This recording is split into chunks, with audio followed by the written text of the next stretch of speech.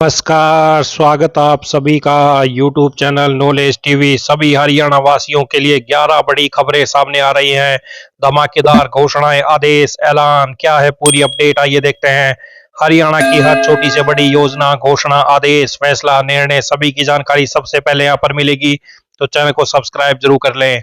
तो चलिए देखते हैं सभी हरियाणा वासियों के लिए 11 बड़ी खबरें, घोषणा, ऐलान। पहली बड़ी घोषणा, हरियाणा में जनगणना 2027 को लेकर बड़े पैमाने पर तैयारियां शुरू हो गई हैं।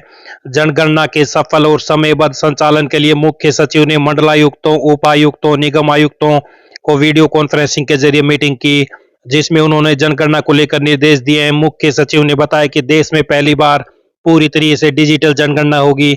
इसके पहले चरण में मकान सूचीकरण एवं मकानों की गणना 1 मई से 30 मई 2026 तक की जाएगी। वर्ष 1966 में हरियाणा राज्य गठन के बाद से हरियाणा के लिए यह छठी जनगणना होगी। परंपरागत प्रक्रिया से हटकर इस बार नागरिकों को स्वयं गणना यानी सेल्फ इन्यूमरेशन का विकल्प भी दिया जाएगा, जिसके लिए 16 अप्रैल 2026 से एक ऑनलाइन पोर्टल शुरू कर दिया जाएगा। विवरण भरने के बाद एसएमएस से मिलेगी न्यूमरेशन आईडी। नागरिक अपने विवरण पहले ही ऑनलाइन भर सकेंगे। जानकारी सबमिट करने के बाद उन्हें एसएमएस और ईमेल के माध्यम से एक विशिष्ट सेल्फ न्यूमरेशन आईडी प्राप्त होगी। इसके बाद जब गणना कर्मी मौके पर आएंगे तो केवल पहले से भरी गई जानकारी का सत्यापन करेंगे, जिससे समय की बचत होगी और आंकड़ों की गुणवत्ता में सुधार होगा। तो ये बड़ी अपडेट, ऐप में खुद भर सकेंगे विवरण, गणना कर्मचारी घर पहुंचकर करेंगे सत्यापन। डिजिटल जनगणना के लिए हरियाणा तैयार, 16 अप्रैल से शुरू होगा ऑनलाइन पोर्टल। आइए अगली बड़ी घोषणा देखते हैं। हरियाणा कौशल रोजगार निगम के तहत जॉब सिक्योरिटी के लिए पंजीकरण का समय फिर बढ़ा दिया गया है। कर्मचारियों के पंजीकरण के लिए 15 मार्च तक पोर्टल खुला रहेगा। पहले पंजीकरण के लिए 31 जनवरी का समय तय किया गया था, इसके बाद 20 फरवरी तय किया गया।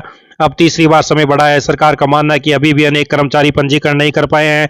अब 15 मार्च तक पंजीकरण के बाद डीडीओ दस्तावेजों को वेरीफाई करेंगे। वे 25 मार्च तक सर्विस रिकॉर्ड देखेंगे। इसके बाद 15 अप्रैल तक रखे जाने वाले कर्मचारियों के लिए वित्त विभाग पोस्ट सर्जित करेगा। तो ये बड़ी अपडेट। आइए अगली बड़ी घोषणा देखते हैं। हरियाणा विद्यालय शिक्षा बोर्ड की 10वीं 12वीं की वार्षिक परीक्षाओं के सेंटर 2 किलोमीटर के दायरे में दिए जाने का वादा खोखला साबित हुआ। बोर्ड ने कुछ परीक्षा केंद्र 10 से 15 किलोमीटर दूर तक दिए हैं। इससे विद्यार्थियों को परेशानी का सामना करना पड़ेगा।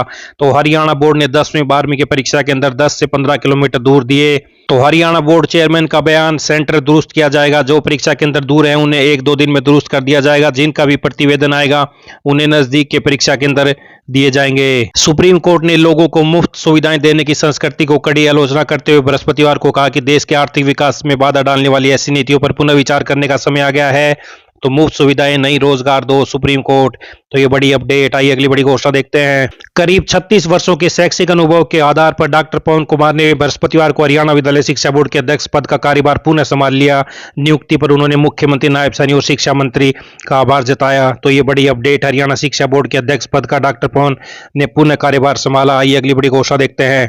1 अप्रैल 2026 से क्रेडिट कार्ड से जुड़े कुछ अहम नियम लागू हो सकते हैं, जो सीधे तौर पर टैक्स पेयर और कार्ड यूजर को प्रभावित करेंगे। हाल ही में आयकर विभाग ने ड्राफ्ट इनकम टैक्स रूल्स 2026 जारी किए हैं। सबसे महत्वपूर्ण बदलाव बड़े क्रेडिट कार्ड बिल भुगतान से जुड़ा है। तो वहीं पैन आवेदन में स्टेटमेंट भी मान्य होगी। पैन कार्ड के लिए आवेदन करते समय अब क्रेडिट कार्ड स्टेटमेंट को एड्रेस प्रूफ के तौर पर स्वीकार किया जा सकेगा, लेकिन शर्त यह होगी कि स्टेटमेंट 3 महीने से ज्यादा पुराना न हो। तो वहीं क्रेडिट कार्ड जारी करने में पैन अनिवार्य। प्रस्तावित नियमों के तहत अब किसी भी बैंक और वित्तीय संस्था को क्रेडिट कार्ड जारी करने से पहले आवेदक का पैन लेना अनिवार्य होगा। तो 1 अप्रैल से बदलेंगे क्रेडिट कार्ड के कई नियम।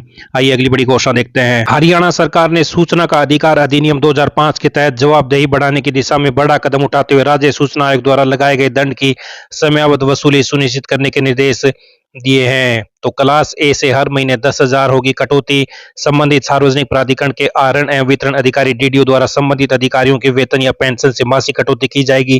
क्लास ए अधिकारियों से सेवा के दौरान 10,000 रुपये प्रति माह और रिटायर होने की स्थिति में 5,000 रुपये प्रति माह वसूले जाएंगे।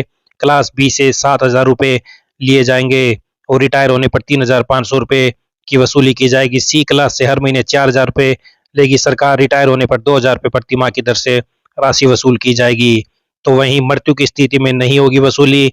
तो वहीं सरपंचों के मानदेय से कटेगा पैसा। ग्राम पंचायतों के कार्यरत सरपंचों के मामलों में दंड राशि की वसूली उनके मानदेय से 3,000 रुपये प्रति माह की दर से की जाएगी। पूर्व सरपंचों के मामले में स्वेच्छा से राशि जमा न कराने की स्थिति में संबंधित विभाग ऐसे मामलों को संबंधित जिला उपायुक्तों को भेजेंगे, ताकि राजस्व कानूनों अथवा वैकल्पिक विवाद निवारण तंत्र के अंतर्गत वसूली की जा सके। हरियाणा सरकार ने प्रदेश में संपत्तियों की रजिस्ट्री को पेपरलेस बनाकर भ्रष्टाचार पर लगाम लगाने की कोशिश की है, लेकिन ऑटो म्यूटेशन का सपना अभी भी फाइलों में अटका हुआ है। ताजा आंकड़ों के अनुसार प्रदेश भर में करीब 1,45,000 म्यूटेशन के मामले लंबित हैं। हैरानी की बात यह है कि इस देरी की वजह तकनीकी नहीं बल्कि पटवारी, कानूनगो और तहसीलदारों के स्तर पर हो रही सुस्ती है। तो हालात को देखते हुए सरकार ने प्रदेश के सभी जिलों के उपायुक्तों को निर्देश दिए कि पेंडिंग मामलों को जल्द से जल्द निपटाएं। इसके लिए 1.5 महीने का समय तय किया गया ताकि आने वाले समय में म्यूटेशन की प्लानिंग पर काम हो सके। तो रजिस्ट्री होते ही इंतकाल अपने आप ऑटोमेटिक हो जाएगा, लेकिन इसके लिए पुराने पेंडिंग मामलों का निपटारा करना जरूरी है। अपग्रेडेशन के बाद पोर्टल खुद ही म्यूटेशन प्रक्रिया को पूरा कर देगा, जिससे जनता को दफ्तरों के चक्कर नहीं काटने पड़ेंगे। तो ये बड़ा बदलाव भविष्य में हो सकता है, ऑटो म्यूटेशन। तो ये बड़ी खबरें हरियाणा वासियों के लिए, पल पल की अपडेट मिलती रहेगी। चैनल को सब्सक्राइब जरूर कर लें। ये थी हरियाणा से बड़ी खबरें। मिलते हैं अगली बड़ी घोषणाओं के साथ, तब तक के लिए धन्यवाद।